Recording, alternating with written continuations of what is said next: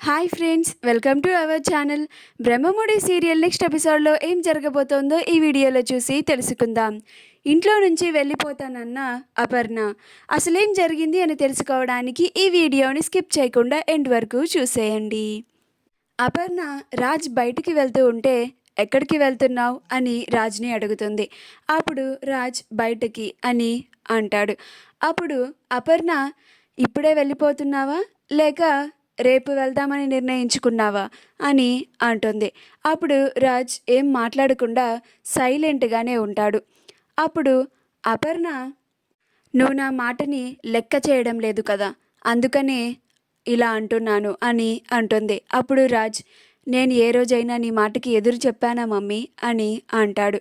అప్పుడు అపర్ణ, ఎదురు చెప్పలేదు, కానీ ఇప్పుడు నా మాటకు అసలు నువ్వు విలువే ఇవ్వడం లేదు కదా అని అంటుంది. ఇదంతా చూస్తూ కావ్య తన భర్త పరిస్థితిని చూస్తూ బాధపడుతూ ఉంటుంది.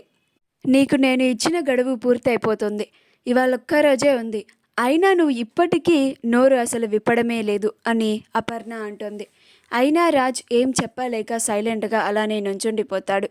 అప్పుడు ప్రకాష్, ఇంకా ఈ రోజంతా ఉంది కదా, వాడే నిర్ణయం తీసుకొని నీకు చెప్తాడులే, ఇప్పుడు వాడిని బయటికి వెళ్ళనివ్వు, ఎందుకు ఇంతలాగా వాడిని నిలదీస్తున్నావు అని అంటాడు.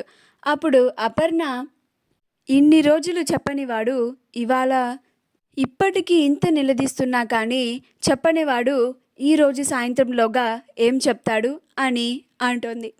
అప్పుడు అపర్ణ, కావ్య, నువ్వు నీ భర్తకి ఏం చెప్పుకుంటావో చెప్పు, రేపు లోగా నిజాన్ని బయట పెట్టకపోతే ఇంట్లోంచి వెళ్ళిపోవాల్సి ఉంటుంది అని అంటుంది. అప్పుడు కావ్య, నేను కూడా నా భర్తతోనే ఈ ఇంట్లోంచి వెళ్ళిపోతాను అని చెప్తుంది. అది వినగానే అపర్ణ ఆశ్చర్యపోతుంది. ఇదేంటి కావ్య ఒక్కసారిగా రాజ్కి ఇంత సపోర్టుగా మాట్లాడుతుంది, తను కూడా రాజ్తో కలిసి వెళ్ళిపోతానంటుంది ఏంటి అని ఇంట్లో అందరూ కూడా షాక్ అయిపోతారు. అప్పుడు రుద్రాణి, ఆహా, ఒక దెబ్బకి రెండు పిట్టలు అన్నట్లుగా రాజ్ కావ్యలు ఇద్దరు ఇంట్లోంచి వెళ్ళిపోతారంట. నాకు చాలా ఆనందంగా ఉంది, ఇక తర్వాత స్వప్నే మిగిలింది అని అనుకుంటూ ఉంటుంది. అప్పుడు ఇందిరాదేవి వచ్చి, అమ్మ కావ్య, ఏం మాట్లాడుతున్నావు నువ్వు కూడా ఇంట్లోంచి వెళ్ళిపోదామంటున్నావేంటి అని అంటుంది. అప్పుడు కావ్య, మరి నన్నేం చేయమంటారమ్మగారు, నా భర్త ఇంట్లో లేకపోతే నేనైనా ఎందుకు ఉంటాను, రాముడి వెంట సీత వెళ్ళినట్లుగా నా భర్త వెంటే నేను కూడా వెళ్ళిపోతాను, నా భర్త ఎక్కడ ఉంటే నేను కూడా అక్కడే ఉంటాను అని అంటుంది. అప్పుడు ఇందిరాదేవి, ఎవరు ఎక్కడికి వెళ్ళాల్సిన అవసరం లేదు అని అంటుంది. అప్పుడు అపర్ణ ఇందిరా వైపు చూస్తుంది. అప్పుడు ఇందిరాదేవి, అవును, రాజ్ కూడా ఎక్కడికి వెళ్ళడం లేదు, అపర్ణ, రాజ్ని కావ్యని ఇంట్లోంచి పంపించే హక్కు నీకు లేదు అని అంటుంది.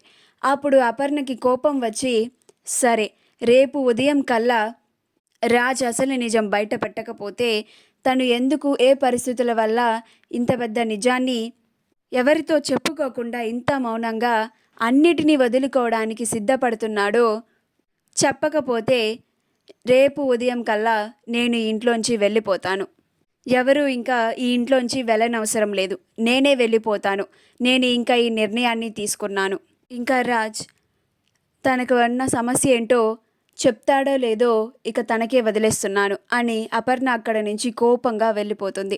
మా వీడియో కనుక మీకు నచ్చినట్లయితే లైక్ చేయండి, షేర్ చేయండి, మా ఛానల్ని సబ్స్క్రైబ్ చేసుకోండి, పక్కనే ఉన్న బెల్ ఐకాన్ని క్లిక్ చేయడం మాత్రం మర్చిపోకండి.